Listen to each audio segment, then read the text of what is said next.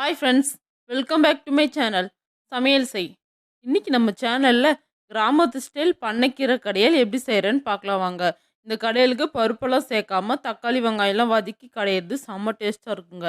இதை எப்படி செய்கிறேன்னு பார்க்கலாம் வாங்க. கடாய் வச்சுக்கலாம். கடாய் நல்லா சூடானதும் 5 டேபிள் ஸ்பூன் எண்ணெய் சேர்த்துக்கிறேன்.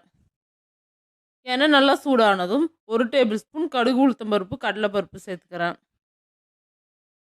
கடுகு நல்லா பொரிஞ்சு வந்ததும் 100 கிராம் பெரிய வெங்காயம், 50 கிராம் பூண்டு, 50 கிராம் பச்சை மிளகாய் சேர்த்துக்கலாம். வெங்காயம், மிளகாய், பூண்டெல்லாம் பொன்னிறமாக வதங்குற வரைக்கும் நல்லா வதக்கிக்கலாம்.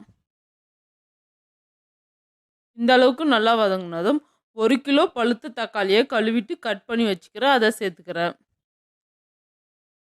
ஒரு கொத்து கருவேப்பிலை இலை, ஒரு கொத்து கொத்தமல்லி இலை சேர்த்துக்கலாம்.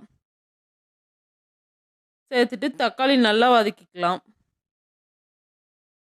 ரொம்ப வதக்க வேண்டியது இல்லைங்க, பாதி அளவுக்கு வதங்கினா போதும்.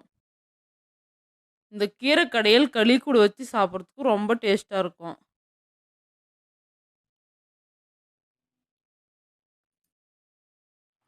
மூணு டேபிள் ஸ்பூன் கல்லுப்பு சேர்த்துக்கிறேன். உப்பு சேர்த்து வதக்கும் போது தக்காளி சீக்கிரமாக சாஃப்டாக வதங்கிடும்.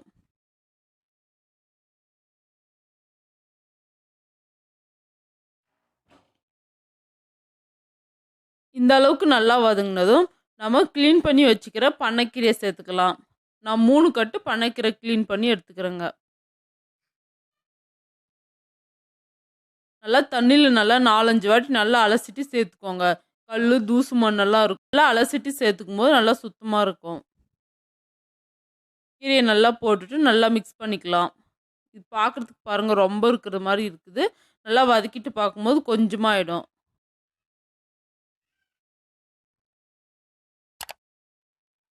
தக்காளி பாதி அளவுக்கு வதங்கினதுமே கீரையை போட்டு வதக்கிக்கலாம். தண்ணி எதுவும் சேர்க்காதீங்க, தக்காளியிலிருந்து வர தண்ணியே இது கரெக்டாக வதங்கிடும். கீரையும் நல்லா சாஃப்டாக வெந்துடும். நல்லா 20 நிமிஷம் நல்லா வதக்கிக்கலாம். மிக்ஸ் பண்ணினே இருங்க, அடி பிடிக்காத வரைக்கும். பாருங்கள், தண்ணி நம்ம எதுவுமே சேர்த்துக்கல. இந்த தக்காளி கீரையில் இருந்த தண்ணியே எவ்வளோ தண்ணி வந்துக்குது பாருங்கள். இந்த தண்ணியிலே நல்லா வதங்கி வரணும். பாருங்கள், 20 நிமிஷம் ஆயிடுச்சு. இதுக்கப்புறம் நல்லா தொக்கு மாதிரி வந்துக்குது. இதை இன்னும் கொஞ்சம் நல்லா வற்ற வைக்கலாம்.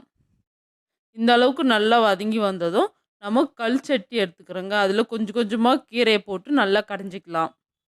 இந்த கீரையை பருப்பெல்லாம் சேர்க்காத சேர்த்துனால கெட்டு போகாது சீக்கிரமாக. 3 நாளைக்கு கூட வெளியே வச்சு யூஸ் பண்ணிக்கலாம். சாப்பிட்றதுக்கு செம்ம டேஸ்ட்டாக இருக்கும். சட்டியில் போட்டு நல்லா கடைஞ்சிக்கலாம்.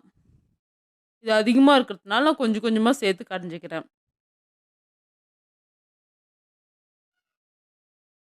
நல்லா நைஸாக கடைஞ்சிக்கோங்க. இந்த எல்லா கீரையும் கடைஞ்சிட்டு அதுக்கப்புறம் காட்டுறேன். இந்த கீரை கடையலுக்கு களி தாங்க ரொம்ப ரொம்ப டேஸ்ட்டாக இருக்கும். அதுவும் கோதுமை களி பண்ணைக்கீரை கடையல் வச்சு சாப்பிட்றதுக்கு ரொம்ப ரொம்ப நல்லாயிருக்கும்.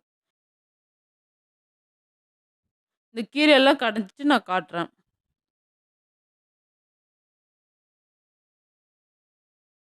பாருங்கள், சூப்பராக கீரை கடைஞ்சிட்டேன். இந்த மாதிரி தாங்க வந்துக்குது. களியும் செஞ்சுட்டு பாருங்கள், கோதுமை களி கீரை கடையல். இந்த கீரை கடையல் வீடியோ உங்களுக்கு பிடிச்சிருக்குன்னு நினைக்கிறேன். பிடிச்சிருந்தா லைக் பண்ணுங்கள், ஷேர் பண்ணுங்கள், கமெண்ட் பண்ணுங்கள், மறக்காமல் சப்ஸ்கிரைப் பண்ணுங்கள், பெல் பட்டனை கிளிக் பண்ணுங்கள். அடுத்த வீடியோவில் பார்க்கலாம்.